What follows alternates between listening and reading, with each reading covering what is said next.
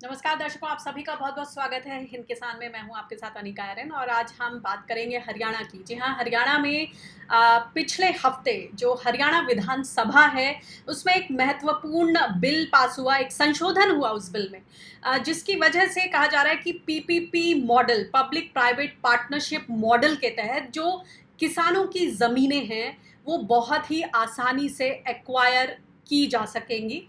उसमें जो पहले का जो एक सेंट्रल एक्ट है, जो उस एक्ट के तहत जो किसानों से लगभग 70% किसानों से उनके कंसेंट की ज़रूरत थी, वो अब नहीं पड़ेगी। इसके अलावा ऐसे भी ऐसे बहुत से बिंदु उस संशोधन में जोड़ दिए गए हैं, जिससे कुल मिला के अगर आपको समझाना चाहें तो किसानों की ज़मीन जो है वो बहुत ही आसानी से एक्वायर की जा सकेगी।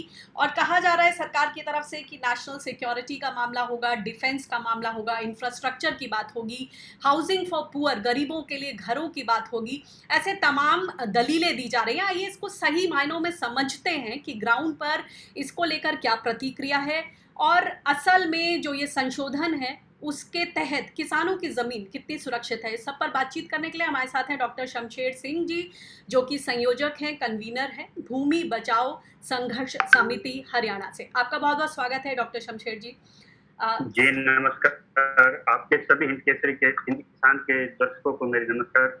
जी। और जैसे आपने इसके एक्ट के बारे में बताया है, एक लंबे दशकों के संघर्ष के बाद यानी कि यूपीए के टाइम में सभी सर्वदलीय एक संसद में एक सभा बनी थी। सुमित्रा महाजन भाजपा की सांसद उसकी हेड थी और ये एक ऐसा कानून था जिसमें सभी किसान यूनियन की, सभी स्टेट की, सभी सीएम की और सबकी राय लेके एक जो प्री कॉलोनियल लॉ था 1894 का जो भूमि अधिग्रहण कानून था, उसमें एक नए कानून की आवश्यकता लंबे समय से पड़ी थी। तो एक कानून आया था प्रकाश में कि जिसको सेंट्रल एक्ट के फॉर्म में वो पास हुआ और वो था फेयर लैंड एक्विजिशन, जिसमें रिहैबिलिटेशन, रीसेटलमेंट के प्रोविजंस दिए गए थे।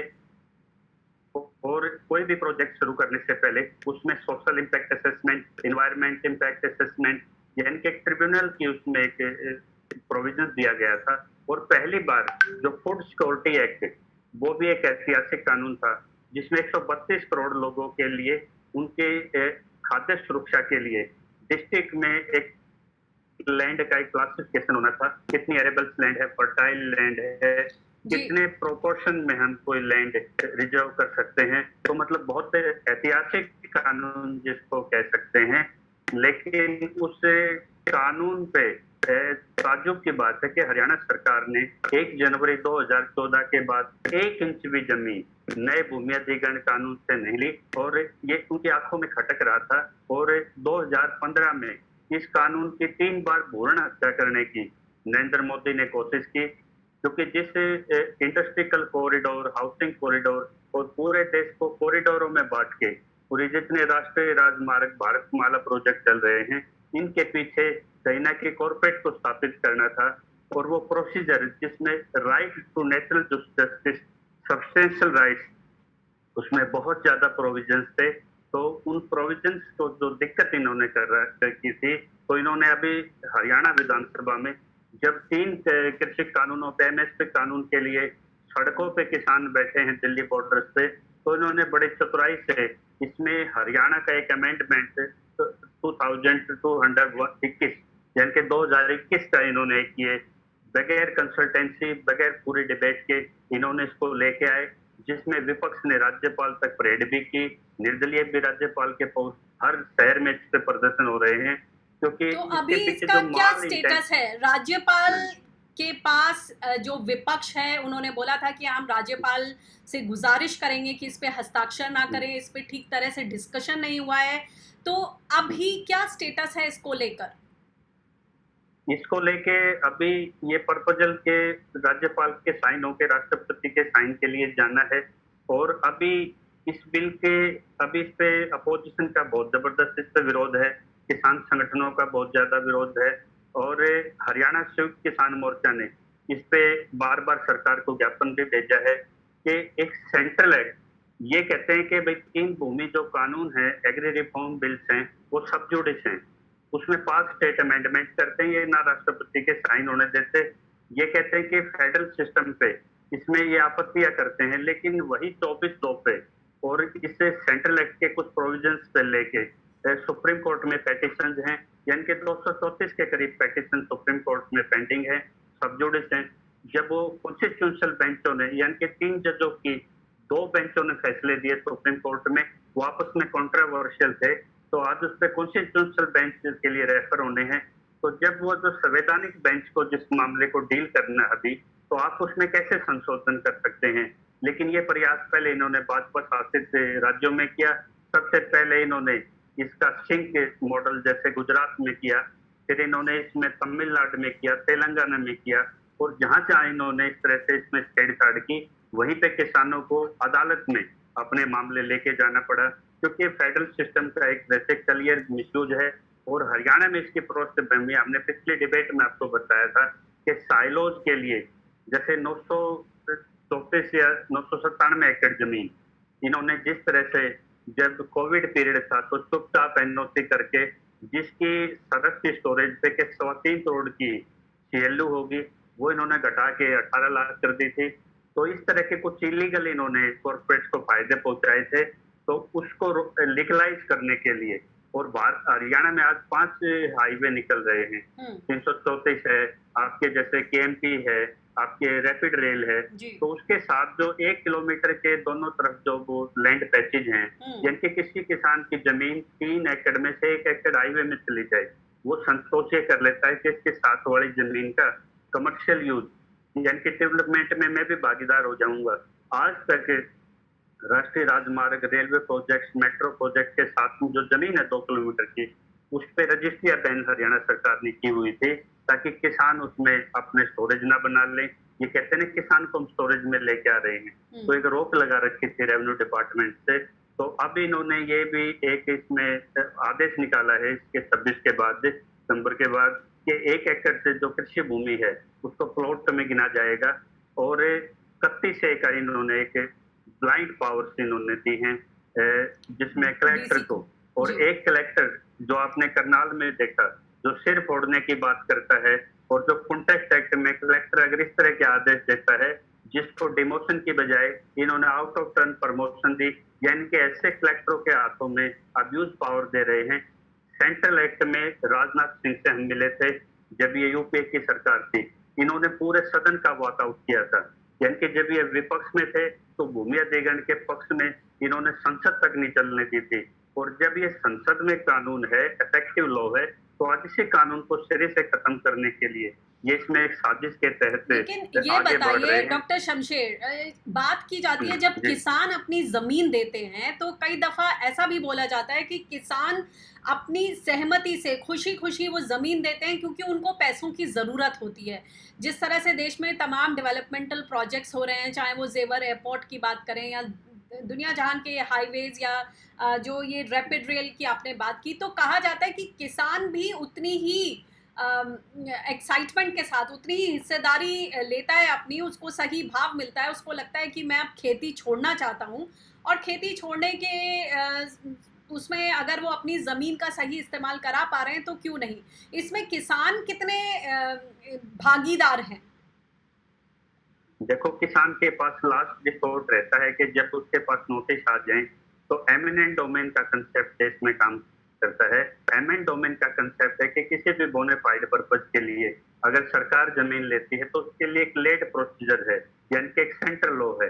तो सेंट्रल लॉ का सम्मान सरकार को करना चाहिए। और इसमें रिहेबिलिटेशन की बात आई थी, रीसेटलमेंट के लिए आई थी, वो इसीलिए था कि जो डिस्प्लेस्ड फैमिलीज हैं उनमें यहाँ तक के प्रोविजन थे कि किसी कृषि भूमि पे अगर 3 साल से कोई टीनेज फार्मर है या कोर्स एरर का डिस्प्यूट है या महिलाओं के नाम पे ज्यादातर उनकी रेवेन्यू में रिकॉर्ड में एंट्री नहीं होती, आपके इस तरह की दिक्कतें थी, तो उसके सुनवाई के लिए एक पूरा सिस्टम था इसमें यहाँ तक का सिस्टम था इसमें कि 3 साल के लिए कोई डोमिसाइल अगर उस खेती पे उस एरिया में रह रहा है तो उसको 16% एडिशनल कंपनसेशन सरकार को देना होता था।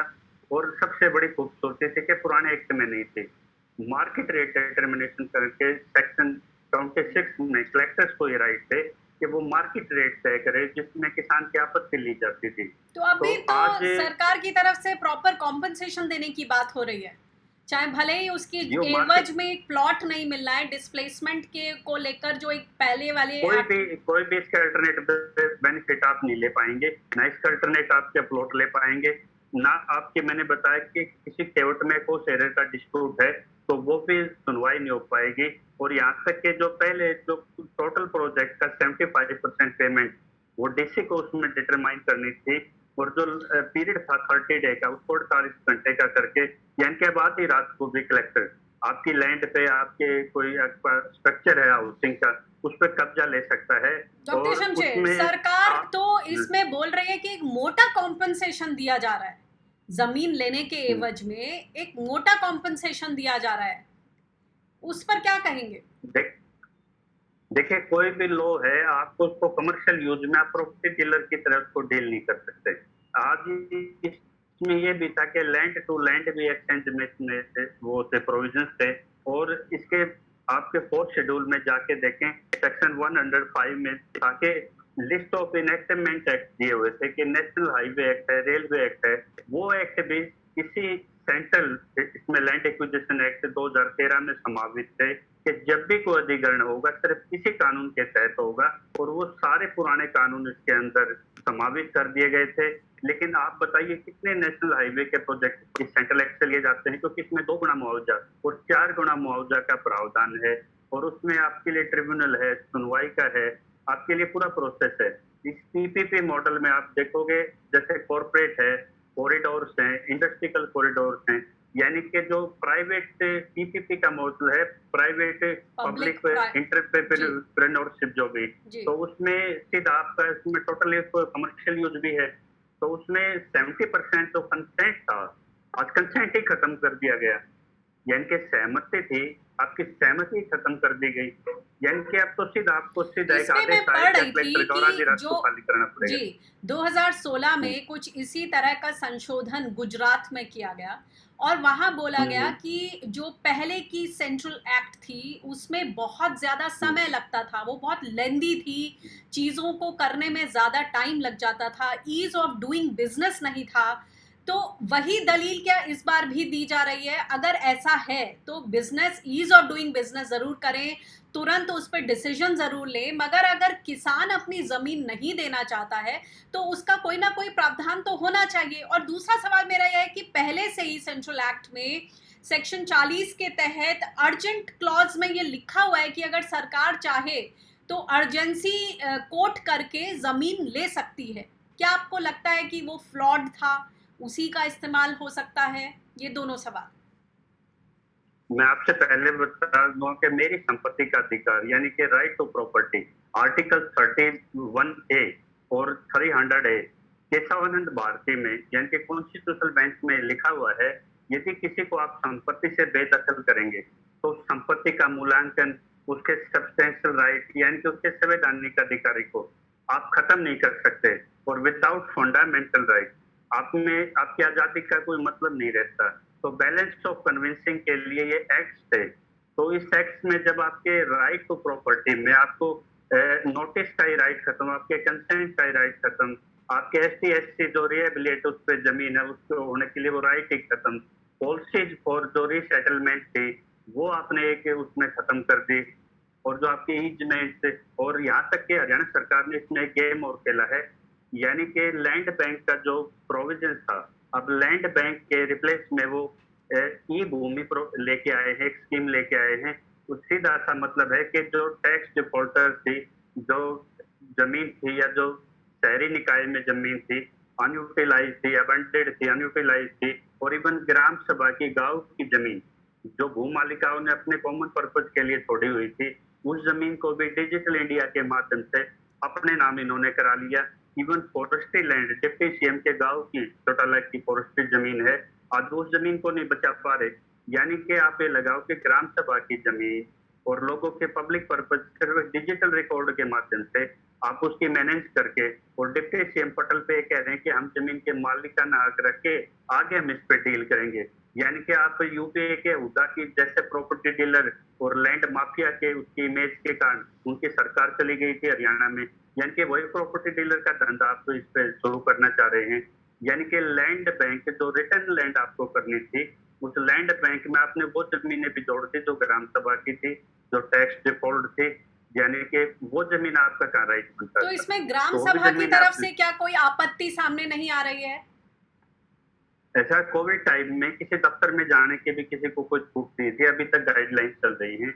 और मैंने कहा था कि 997 एकड़ बड़े लैंड अपने मित्रों को खरीदने के लिए दिए गए थे, जिसमें अडानी लॉजिस्टिक्स मगर भी था डॉक्टर और शमशेर, ये भी वही प्राइवेट प्लेस समय है। है, कोरोना का ही काल है, मगर आप देखिए 3 कृषि कानूनों का डट कर मुकाबला कर रहे हैं किसान, अपना विरोध दर्ज करा रहे हैं कोरोना काल में। तो जब आपको लगता है कि ये पीपीपी मॉडल से जो जमीन अधिग्रहण है किसानों के मनमाफिक नहीं है, तो वो इस पर अपने स्वर बुलंद करने वाले हैं, क्या स्थिति है? और ग्राम पंचायतें इसका विरोध क्यों नहीं कर रही हैं, ये मेरा सवाल।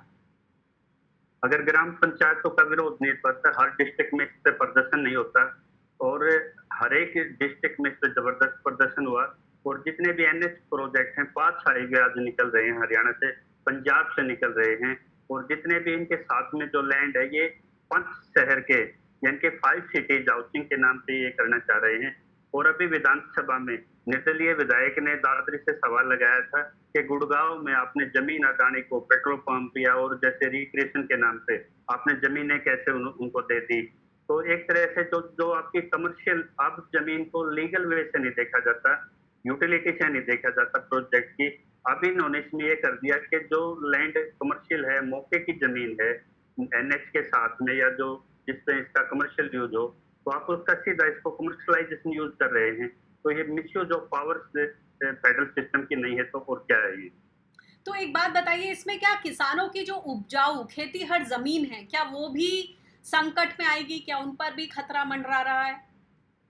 यानी कि 5वां हिस्सा हरियाणा की जमीन, एनसीआर इधर आपका जींद तक है, इधर दादरी तक है, इधर पानीपत तक है, कोई भी जमीन इसमें नहीं बचनी, क्योंकि उसमें कंसेंट हटा दिया गया, पीपीपी के नाम से आपको छूट दे दी गई, और कलेक्टर को अब्यूजिंग जैसे ब्लाइंड पावर्स दी गई हैं, जो अंग्रेजों के टाइम पे भी नहीं थी। मगर सरकार और तो वो समय समय पर खेती हर जमीन, उपजाऊ जमीन के संरक्षण की बात करती है।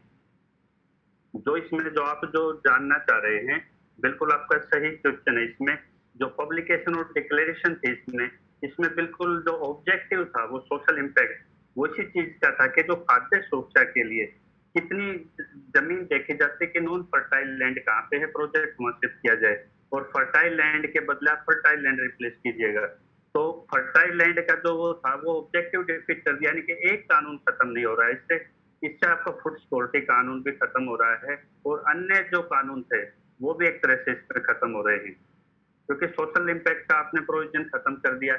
यहाँ तक हरियाणा सरकार से मेरा सवाल है कि आपने जो असेसमेंट है, लॉ की जो रिक्वायरमेंट है, क्या आपने आज तक ट्रिब्यूनल बनाया है इसका? क्या आपने मुख्य डिप्टी सीएम कहते हैं कि दादरी में एम्स के लिए किसानों ने स्वयं जमीन दी है, आपके करनाल में जैसे एयर स्ट्रिप के लिए दी गई है, तो अलग अलग इन्होंने 945 एकड़ जमीन का हवाला दिया है। जब लोगों के 6-6 साल से एम्स नहीं बनते, और ये कहते हैं कि जमीन को आप थ्रो प्राइस पे डाल दिए, तो जब लोगों को अपनी कॉमन हॉस्पिटल अपनी चीजें बनवानी है, सीवरेजेस बनाने हैं, तो लोगों ने मजबूरी वश में अपनी जमीनें वो इन पोर्टल पे तब दी कि जब उनके प्रोजेक्ट के लिए मिनिमम सरकार ने कोई पहल नहीं की, यानी कि लोगों को इतना मजबूर कर दिया जाए, और उसके बाद सीधा आप कहते हो कि ये हमारा प्रोजेक्ट सक्सेस है। जब आपको क्या राइट है आपको कि लैंड बैंक के इक्विवेलेंट आप ये जो भूमि है, आप उस तरह का एक मैकेनिज्म चलाएं जो इलीगल है, और जो आपका सबजुडिस मैटर है सुप्रीम कोर्ट में, आपको क्या अधिकार है कि आप उस पर एक ई अमेंडमेंट भूमि को करें लेकर तो जहां। जो उप मुख्यमंत्री हैं दुष्यंत चौटाला जी, उनके बयान मैं पढ़ रही थी, वो कहते हैं कि कितने ही किसानों को इसके तहत बिल्कुल सही रकम उनके खातों में चली गई है, कितनों का भुगतान हो गया है ई भूमि के द्वारा। वो सरेंडर करने वाली बात है कि किसी का कोई प्रोजेक्ट रुका हुआ है, रिवाड़ी प्रोजेक्ट है, इसको लीजिए, वहां बार बार जैसे पिछड़ापन या कोई जो इलाज के लिए पूरा क्षेत्र में कोई बेहतर फैसिलिटी नहीं थी, हेल्थ सेटअप के लिए उन्होंने लास्ट में पंचायतों के दौर चले, उन्होंने लास्ट में सरेंडर करके तो सेकंड जमीन दे दी अपनी, जो उनकी पहले से एक बार नोटिस हो के जो पेंडिंग हो गए थे पुराने एक्ट से। तो तो जब उनके पास, पब्लिक के पास कोई ऑप्शन ही नहीं रहेगा, तो आप उसको अपना एडवांटेज कैसे बता तो सकते जिस हैं? रही पर्पस बात के लिए वो जमीन जमीन के एक्वायर की कंपनसेशन गई, की, एक बात बताएं, जिस पर्पस के लिए वो जमीन एक्वायर की गई, क्या उस पर वही चीज बनी जिसको सोचकर वो एक्वायर की गई थी? जैसे आप अस्पताल की बात कर रहे हैं। जैसे आपको मैं खरखोदा का एग्जांपल देता हूँ। आईएमटी खरखोदा का एक प्रोजेक्ट आया था, इसमें इन्होंने चाइना की वांडा कंपनी को लेके आए। इन्होंने कई बार पब्लिक पर्पज जैसे शिफ्ट करने की कोशिश की है। मतलब एक्स रुपए की ये अंतर रह गया कि आपकी जमीन एक बार छीन के सरकार के हाथ में चला जाए। और मैं किसानों को इस चैनल के माध्यम से संदेश भी देना चाहता हूँ, आपकी जमीन कभी कंपनसेशन से आगे नहीं रुकेगी। यानी कि बनिए की दुकान होना और एक सरकार चलाना और एक लीगल तरीके से डील करना, वो दोनों एक डिफरेंट चीजें हैं। और रही बात कंपनसेशन, 4 गुना जब आप इसमें आपके राइट हैं, इसमें मार्केट वैल्यू ही तय नहीं होगी। सेक्शन 26 जो पूरा सुनवाई होती थी, रेफरेंसेस मंगाता है कलेक्टर, उसमें पोटेंशियल लैंड देखता है, सर्कल रेट देखता है, सेल्स देखता है, उसका कॉमन निकालता है, तो वो तो हटा ही दिया। यानी कि अब तो थ्रो जो प्राइस आपने उधर से फिक्स कर दिया गवर्नमेंट ने, land owners are bound to follow. जब आपने उसमें इमरजेंसी क्लॉज में आपने नोटिस को हटा दिया, कंसेंट को हटा दिया और आपने उसमें सीधा एक ब्लाइंड पावर दे दी, तो सेक्शन 26 के कहाँ उसकी यूटिलाइज हो? यानी कि आपने बाईपास कर दिया सारा प्रोसीजर। और इवन सबसे बड़ी बात है, जो डिस्प्लेस जो लोग होंगे इसमें, उनके लिए आपने क्या रखा है? और जो साइलोज की चेन आपने 997 एकड़ दी थी, अब आप उसको लीगलाइज कर देंगे, क्योंकि आपने इसमें स्टोरेज भी ऐड कर लिया, आपने इसमें इंडस्ट्रियल कॉरिडोर, आप सेंट्रल लेवल को डायलूट कर रहे हैं आप। और ना आप इसमें एनवायरनमेंट को देख रहे, ना सोशल इम्पैक्ट जी देख रहे, ना जी शमशेर जी, रिहेबिलिटेशन आपने देख रहे। ऐसी तमाम बातें रखी हैं और आप देखते हैं कि आने वाले समय में जो किसान हैं वो अपने मुद्दों को, अपनी इन परेशानियों को किस हद तक मैं लास्ट में एक ले बात कहना जाते हैं चाहूंगा और इसमें। अपनी आवाज बुलंद करते हैं। जी जी संक्षिप्त मैं में। लास्ट में एक बात जी मैं लास्ट में एक बात कहना चाहूंगा इसमें।